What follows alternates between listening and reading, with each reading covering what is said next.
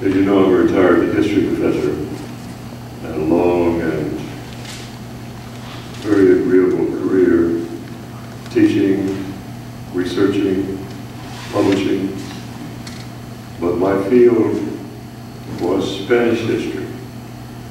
That's where I did almost all my research. To be more specific, I dealt with the rural population of Spain, central Spain, part of Spain we call Castilla, or Castile. In the 1500s, I never did Texas history, and I never did Swedish colonies. And I probably never would have had it not been for the fact that in 1985, a state historical plaque was raised near where Stockholm, Texas used to be. And when I heard of that, I wasn't there, but I read about it in the paper, and somebody told me about it also.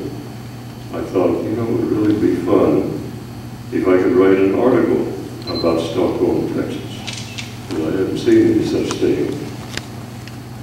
That was in 1985. But then I forgot about it because I had a plate full of other things to do. I was doing Spanish history, I was spending time in Spain, etc., etc. So I really didn't give my attention to Stockholm, Texas until I retired from teaching. That was in 1997. By then it was almost too late. By 1997, almost all the original pioneers had died, or if they were still living, their memory wasn't the way it used to be. They suffered my struggle with memory. And it's already been mentioned that my parents and my grandparents were members of the Stockholm, Texas community, so it was kind of a family thing for me to do it. Anyhow, when I decided that I would write this article, I found that the people I really should have interviewed were dead, or no longer were as sharp as they should have been. And very, very discouraging, I discovered that almost nothing had been published about Stockholm, Texas. But I did what I could. I figured, well, an article wouldn't be too difficult to research. I interviewed a couple of dozen surviving pioneers and their descendants. I found that the courthouse records in Ravenville and in Brownsville and in Edinburgh were very helpful.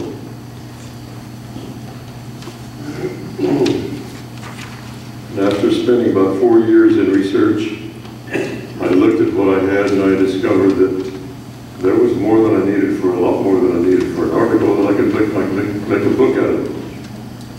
And that's how the book really came to be. The book project, including not only research but also including trying to get it published, took 5 years.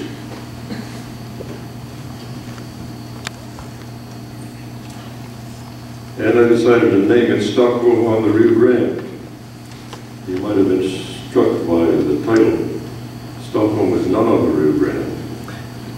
It is a number of miles away from the Rio Grande, but when the Swedish colony was first formed, the Rio Grande flooded every time there was a big rain upriver, and Stockholm was flooded.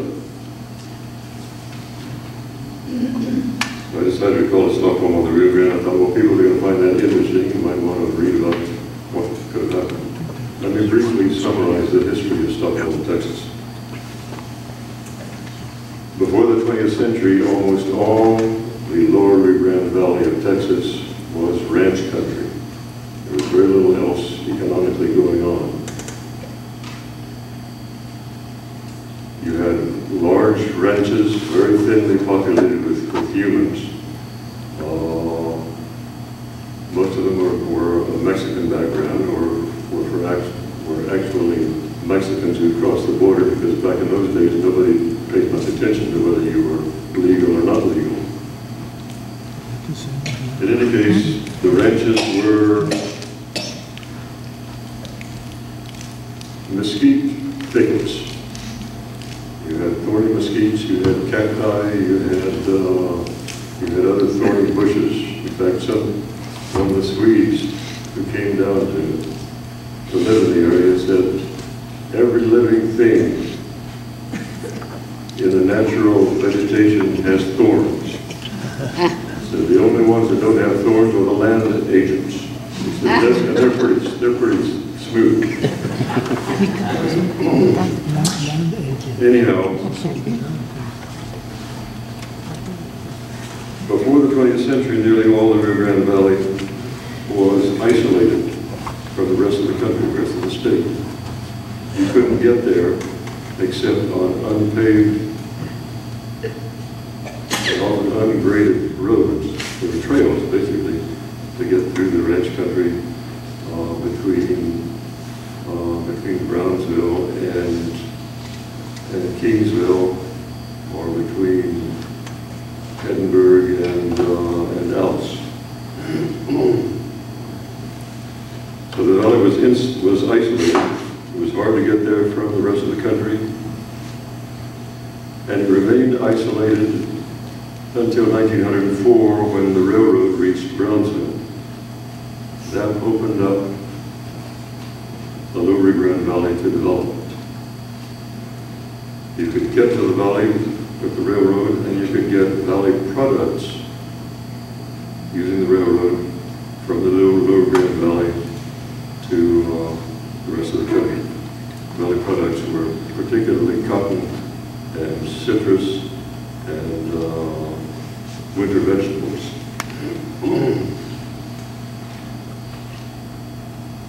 Once the railroad was down there,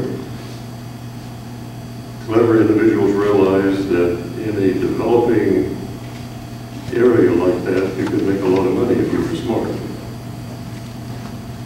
So a lot of folks looked at the situation. They discovered they could buy ranch country. You could buy entire ranches for as little as $1 an acre. They could subdivide those ranches and sell them for $30, $40, $50, $60, $75 an acre, depending on where they were. So a lot of money was being made and could be made. In 1912, a group of Swedes living in Minneapolis decided they would take advantage of the profit potentials of the valley. They bought a ranch called the Turner Tract, named after a former owner. It was over 12,000 acres in size. That's a large chunk of real estate. And they decided to transform those 12,000 acres into a Swedish colony. They advertised in Swedish newspapers all over the country and in Canada as well. And almost every part of North America that had any Swedes to speak of had a Swedish newspaper. It was probably only a monthly or perhaps a weekly newspaper, but you could have ads.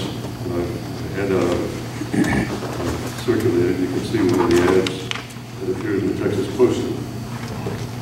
And he called Stockholm a Swedish colony. Not just a community, but a colony.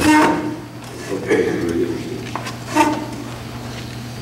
In any case, in the ads, they touted the mild climate, the fact that it rarely froze in winter. They pictured the valley as kind of a Garden of Eden, where you had palm trees, you had banana